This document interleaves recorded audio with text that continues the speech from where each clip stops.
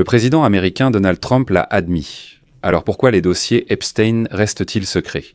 Cette semaine, la Chambre des représentants américaine devrait adopter une loi imposant à l'administration Trump de publier les dossiers gouvernementaux sur Jeffrey Epstein.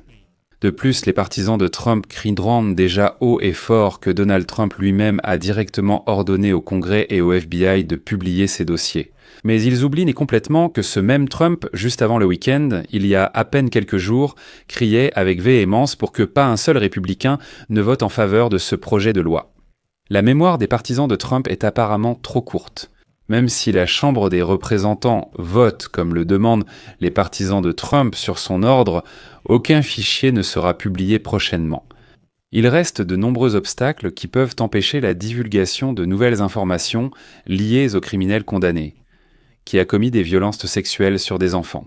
Et voici une surprise de Donald Trump. Le Sénat, où les républicains sont majoritaires, part soudainement en vacances, et sans leur vote, rien ne se passera.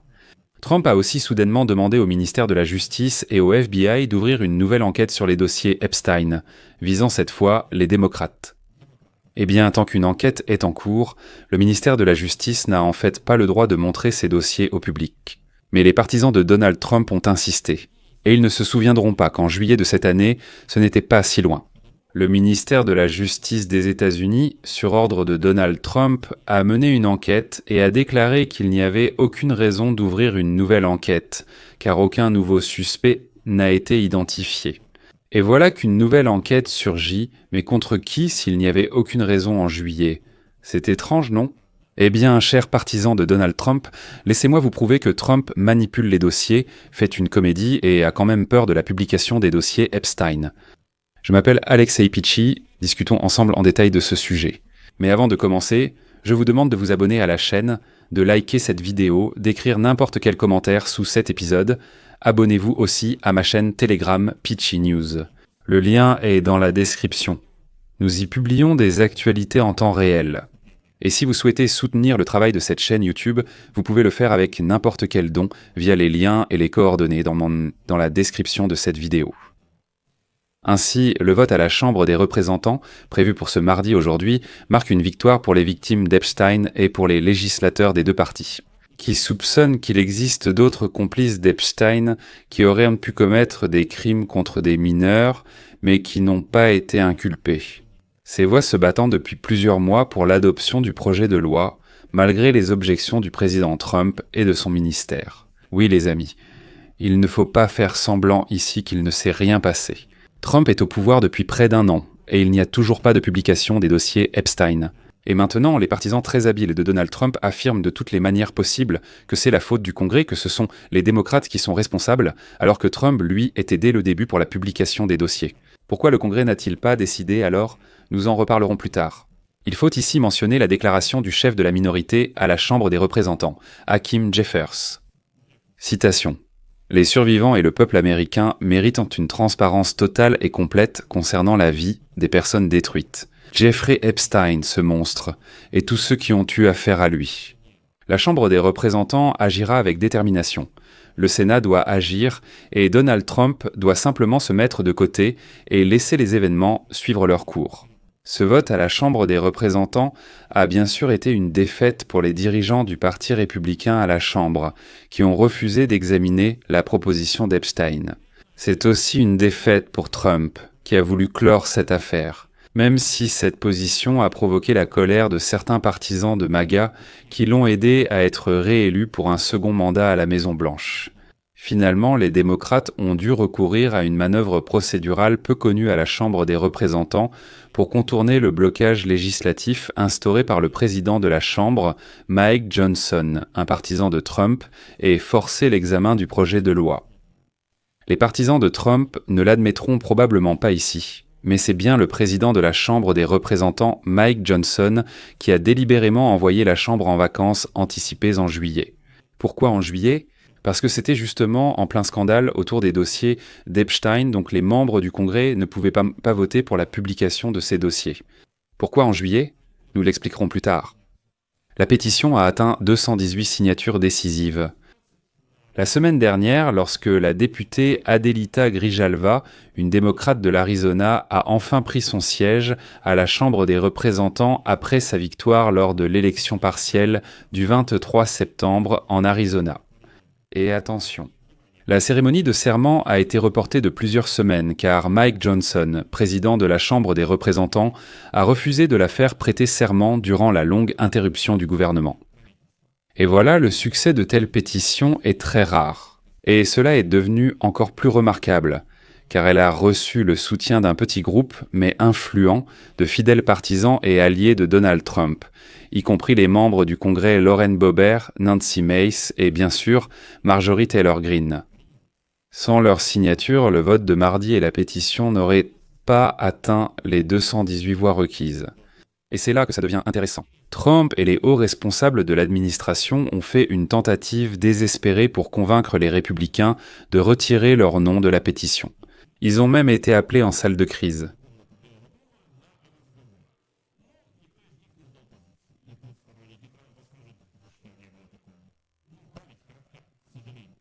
Dimanche soir, après plusieurs mois de lutte contre la publication de tout nouveau document, Donald Trump a brusquement changé de cap, appelant les républicains à la Chambre des représentants à voter en faveur du projet de loi Epstein. Ce n'est pas un hasard car avant l'ordre de Donald Trump, une centaine de républicains étaient déjà prêts à voter pour cela. Et voici la citation de Donald Trump. « Il est temps d'abandonner cette mystification des démocrates, organisée par des fous d'extrême gauche pour détourner l'attention du grand succès du Parti républicain. » Mais Donald Trump n'est pas sincère. Donald Trump omet intentionnellement de mentionner le Sénat, où les dirigeants républicains gardent principalement le silence sur cette question.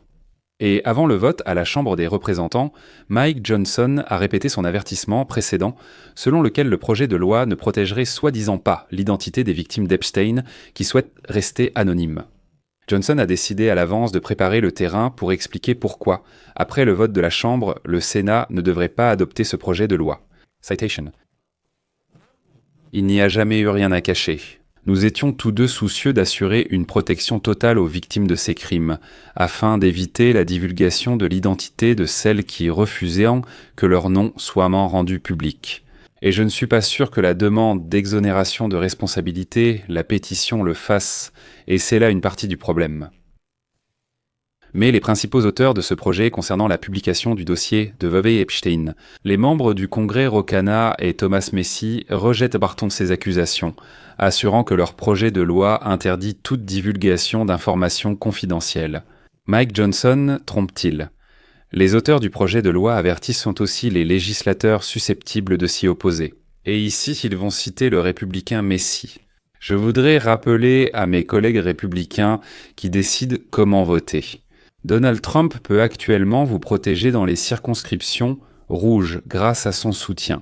Mais en 2030, il ne sera plus président. Et vous devrez voter pour la protection des pédophiles, si vous ne votez pas pour la publication de ces fichiers. Mais le vote à la Chambre des représentants n'est que la première étape vers la publication des documents, et cela pourrait bien être la plus facile. En effet, non seulement Trump, qui figurait dans certains documents, s'est opposé à la divulgation de nouvelles informations, mais aussi les républicains qui contrôlent le Sénat. Ils ne se sont pas engagés à soumettre le projet de loi au vote à la Chambre haute. De plus, le Sénat doit soudainement partir en vacances à l'occasion de la fête de Thanksgiving à la fin de cette semaine. Cela signifie donc que le Sénat ne pourra probablement examiner ce projet de loi qu'en décembre, à moins que les républicains ne décident de prolonger les vacances. De plus, le chef de la majorité au Sénat, John Thune, a déjà indiqué qu'il ne se hâterait pas de soumettre ce projet de loi sur Epstein au Sénat. Il affirme qu'il y a d'autres questions plus importantes, bien qu'on ne sache pas encore lesquelles.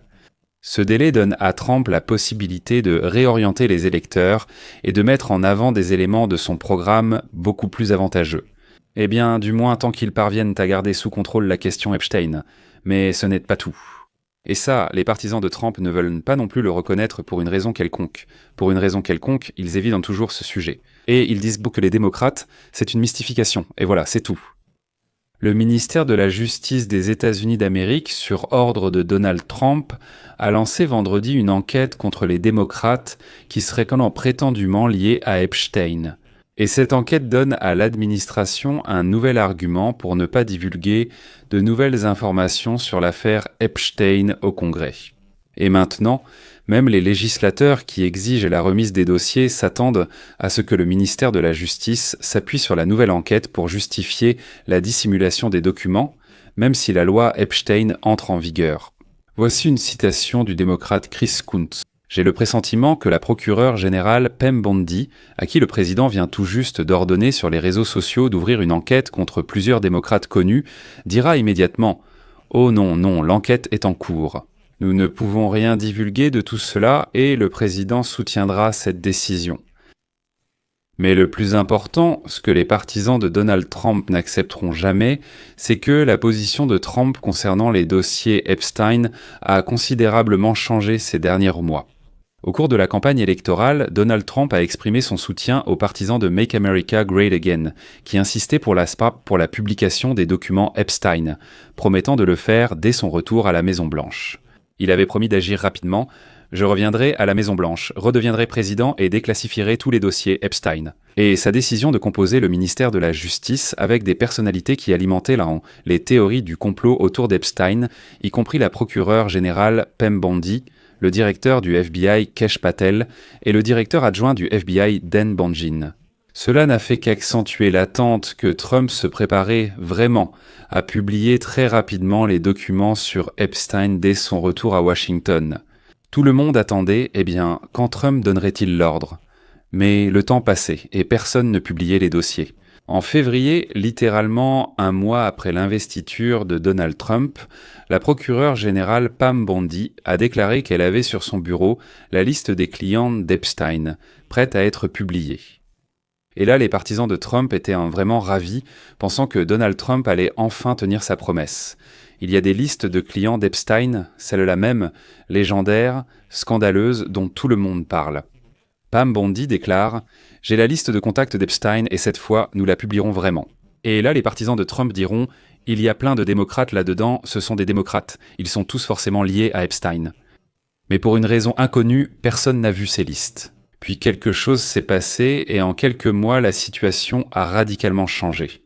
Et il n'y a eu aucune révélation. Et et comme l'écrit le Wall Street Journal, au mois de mai, Pam Bondi a informé Trump que son nom figurait dans les documents. Et il a été décidé d'étouffer rapidement cette histoire de publication. Et maintenant, le plus important. Avant d'aborder l'essentiel, je demande aux partisans de Donald Trump d'écrire objectivement et constructivement en commentaire. Que s'est-il passé en février?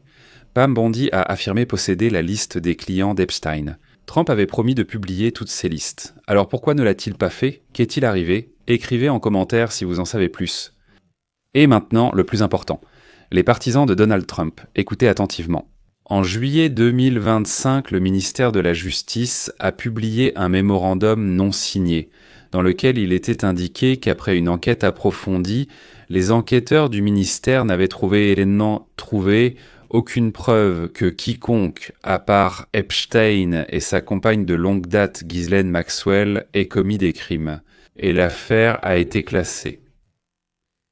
La procureure générale Pam Bondi a déclaré que l'enquête avait conclu qu'il n'y avait plus personne à accuser dans cette affaire, et que l'affaire avait été classée. Et à ce moment-là, la présidente de la Chambre des représentants, Meg Johnson, prend soudainement la décision d'envoyer la Chambre en vacances en juillet afin qu'elle ne puisse pas voter pour la publication. Mais voici le plus intéressant.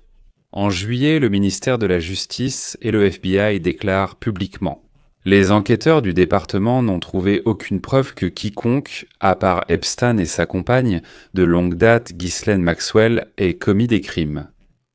Alors la question se pose, de quoi s'agit-il exactement? Le ministère de la Justice a-t-il lancé une nouvelle enquête sur ordre de Trump? En juillet, il n'y avait pas de preuves. Et il disait qu'il n'y avait pas de preuves, peu importe de qui il s'agissait. Cela paraît ridicule. Mais il est encore plus amusant de voir comment les partisans de Donald Trump affirment avec force que Trump a ordonné la publication des dossiers. Mais quelqu'un empêche toujours cela. Écrivez dans les commentaires qui empêche toujours cela. Qui donc? Je mets des points de suspension. Donnez votre avis, écrivez vos conclusions dans les commentaires sous cette vidéo.